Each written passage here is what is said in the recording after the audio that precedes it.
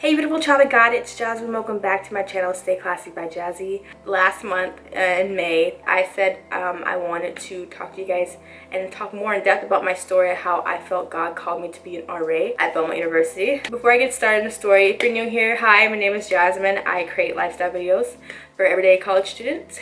I'm a creative at heart. I'm a psychology major and education minor, and I'm happy you're here. This might be a little bit of a long video, but I believe it'll be a good one and a story worth telling. So if you have a blanket, go ahead and grab it, cuddle up. If you want to go make yourself some coffee or tea or grab some water, go ahead and do so. And let's go ahead and get into the story. Okay, so I'm gonna reach back to my brain. And this story started my second semester of freshman year in college. So I remember coming from class. I don't remember what day it was, but I just remember coming to class. I walk in the door into our dorm room. My roommate wasn't there yet, I don't think. Tara wasn't there. But I walked in and I saw something on the floor, and it was like a brochure. And I was like, oh, okay, wow. And I looked at the brochure because it was like slid under our door, and it had my name on it. I was like, it's a brochure for me, what? And I looked at who wrote it. It was my RA at the time, Mia. Shout out to you, girl. She was my RA freshman year. And she basically wrote me a note. I want to say I have it somewhere, but I don't know exactly. It might be in my memory box in my closet. Basically, the gist of it, I don't know verbatim or word for word what it said. Basically, she kind of encouraged me like, hey, I think you have a great personality to be an RA. I think you should consider applying. If you have any questions, let me know. And I was kind of like, me? An RA? You want me as an RA? What? And this wasn't like foreign to me. My mom and I had a conversation before, like a light conversation about being an RA. One of her coworkers' daughter is an RA at a school, and she was talking to me about the benefits of like being in that role. And I was like, oh yeah, maybe I'll do it, you know, in college. Maybe my junior or senior year. Really wasn't like into it, really wasn't like a secure thing that I was gonna do. I was just kind of like, yeah, mom, that sounds great, cool. I don't know what I'm doing. I barely know what I'm doing in college. I hadn't even started yet, but sure, I'll be an RA. Maybe. So that was the only memory and conversation I had regarding being an RA. But basically, I told my roommate, we talked about it. I told my friends, talked about it. Called my mom, we talked about it. And I was kind of like, should I do it? And I really went into like contemplation mode, like hardcore contemplation mode. Like, should I really do it? I really don't know anything about this. After a lot of talking to and contemplating and a ton of prayer, I can encourage you to pray every day. Especially in the moments where we really need some guidance. I was like, Lord, I don't know, like you put this opportunity in my hands. I just don't feel ready at all. And I don't know if I should apply or if I should just be like, thank you for, you know, suggesting this to me, but I just don't think I could do it. I came to the conclusion that, you know what's the worst that could happen if I apply? If I apply and I get in as RA, great. That's a new opportunity, a new journey that I would just have to like work on and like experience in the future. If I don't get it, I won't be sad about it because I was too invested in it at that time. And honestly, I was kind of like, well, I'll just be living with my friends like I planned anyways in an apartment style next year. So it really wasn't anything that I was gonna lose. So I applied. I had my RA look over my application. She said it looked good, and I submitted it. And that was the first part of the application process to be an RA at Belmont University. I don't know how it is in other schools, but it's like a 3-part process. So you have the actual application, and if you make it through the applications, you have group processing, which is basically like group interview style. And if you make it through group processing, you go to the last and final phase, which is your personal and individual interview. Long story short, I made it to phase 2, which was the group processing. And so I was kind of like, oh my goodness. And funny story, I almost didn't go to group processing, which would have been really bad, and it probably would have ruined my chances, or actually would have ruined my chances to become an RA because I didn't show up. Here's the thing. I read my emails, but sometimes I flag them and say go back and read thoroughly. And sometimes life gets busy and you don't go back and thoroughly read the emails. Learn my lesson, okay? I tell you. There was a part of the email where I had to print something off and fill it out. And so I didn't read that part. It came to the day of the group processing. I got an outfit. I was all ready, got ready early. I get halfway there and I'm like, I forgot. I just didn't have enough time to go back and print. And I was freaking out. I was like, oh my goodness, I made it to the second phase, but I didn't print this out. I'm gonna look really bad. This is my first impression to actually physically meet the people who are looking to hire RAs. And this is a really bad first impression. And if you guys should know anything about me, I really value impressions. First impressions are super important to me, and that's why I like to look nice on the first day of school, interviews, etc. When I'm meeting you, I'm putting my best foot forward and I'm on my A game. And when I'm not, oof, I was freaking out. I was like, I cannot show up as the first time meeting them, my future employers, my future boss, unprepared. So I was freaking out. I almost didn't come. So I went there and I was like, maybe they'll have some extra papers that I could fill out. Luckily they did. So I breathed and I filled out that paper really quick, like real quick, used all the energy in my brain and filled out the form. And then I went straight to the interviews, and luckily the person who interviewed me, she was like, oh, your answers are great. You did really well for filling out really quick. And I was like, oh, thank you, God. I was able to breathe again. I was probably like the whole time. So long story short, made it through that by the skin of my teeth, by the grace of God. I made it through that, and I made it to the final individual interview, and I was nervous.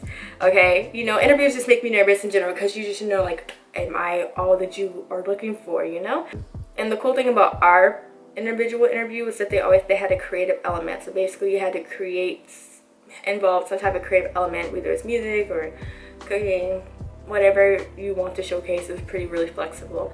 I, being a YouTuber, made a video about the correlation between food and being an RA. Did really well. They enjoyed the video, answered the questions to the best of my ability, prayed, and just left it in God's hands. And I was like, God, if this is something you want me to do, I will do it. If not, I won't be upset because my plan B is a really great plan. I'm gonna live with my friends next year. So I left it in God's hands, and I still don't know, I don't know the actual duration between the last phase into the phone call that I got. But after a while, I got a phone call, and it was my future boss. And she called me and basically told me that, you know, she wants to hire me. She thought I was great, would be a great candidate for her team next year. And I was just kind of like, oh my gosh, what? I was freaking out, but like, not on the phone. And my roommate left the room and came back. She was like, oh my gosh, did you get it? And I was like, yeah, I got it. But I can't even speak. That was just me becoming an RA. In that very moment, I emailed her, I think the next day, and told her that I wanted to be on her team, and the rest of that is history. And that's how I became my first time being an RA. That's my story. Moving along to the correlation between how God called me to be an RA when I didn't feel ready. The whole time after I got that phone call to the moment I left that building really this year as an RA, I was just like, God called me to this position, but I don't know what I'm doing, and I'm scared and I'm terrified. I don't feel like I'm fit for this position. I don't feel I'm ready. Like, I just finished my first year of college. I am not a pro at this. I just was like, are you sure, God? This is really what you want me to do? You really want to put me in this position right now? I'm not ready. But the funny thing is, we will always feel like we're not ready for something from our perspective, but from God's perspective, He's like, you're ready. You may not feel like it, you are, but you are.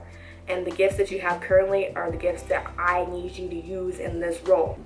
I just went to prayer a lot, and I spoke to my grandmas, who are very godly women that I look up to. I spoke to my mom about this. I did a lot of prayer, a lot of thinking, and like I was saying, you personally don't feel like you're ready, but God says you're ready. I truly feel like if God thinks I'm ready, then I'm ready. So in that moment, I had to take a step back, and I was like, I don't feel like I'm ready, but God clearly thinks that I'm ready to fulfill this role because He gave me this opportunity. I had two choices. Either I could shy away from this opportunity and just function out of fear, or I could take a leap of faith and function out of confidence that I know my Creator and He knows me well enough to be like, you can do this. You may not think you can, but you can do this. Just realizing that, I just kind of was like, you know what? I'm gonna do it, and I'm gonna do it well. And if God believes I can fulfill this position when I don't think I can, then there's something there that I clearly don't see yet, that others see and that He sees, and that He has allowed others to see in me. So basically, I made a decision to walk in faith, step out of faith and not in fear. And I was like, Lord, I'm doing this, but I'm not doing this alone, and I don't want to do this alone. And so I really tested my faith personally and individually, and like leaning on God to give me guidance and strength to get through this job, because this job is a great job, but it's a lot at times. You're dealing with people who are in a very vulnerable time of transition in their life, going from high school and being dependent with their parents to being more independent and trying to figure out this new world, this new season. And that takes a lot out of you. And you can't do this all by yourself, and I didn't want to do it all myself. So I'm grateful that that season in my life, and this actual season I'm still in, because I'll be alright next year, has helped me grow and mold into a more mature version of myself. Hey, I took a chance on myself and listened to God, and it worked out.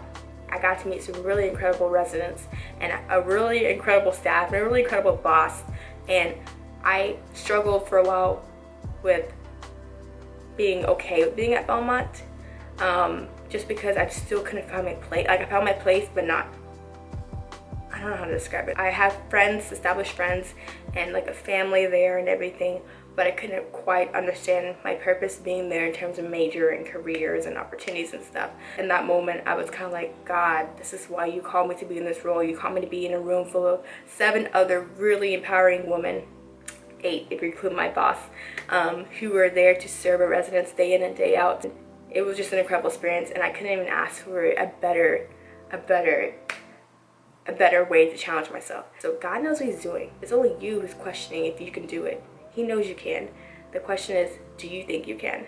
Thank you guys so much for listening to my story. I guess you can consider it part of my testimony. Alright, you guys, thank you so much for listening to my story. Hope you got to know me a little bit better through that, and a little bit more about my faith and how I like just kind of been utilizing it. If there's any other topics you'd like me to discuss in future videos, let me know. I'm always looking for different things to talk about regarding my faith and how I navigate that, especially in this 21st century.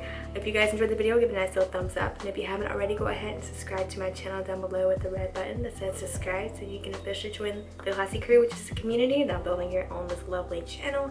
And while you're at it, go ahead and ring that little bell too, so you get notified exactly when I upload new videos, which is once a week, baby. See you guys next week for a new video. Don't forget to stay classy, which means cherish life and simply surprise yourself. Bye, Classy crew.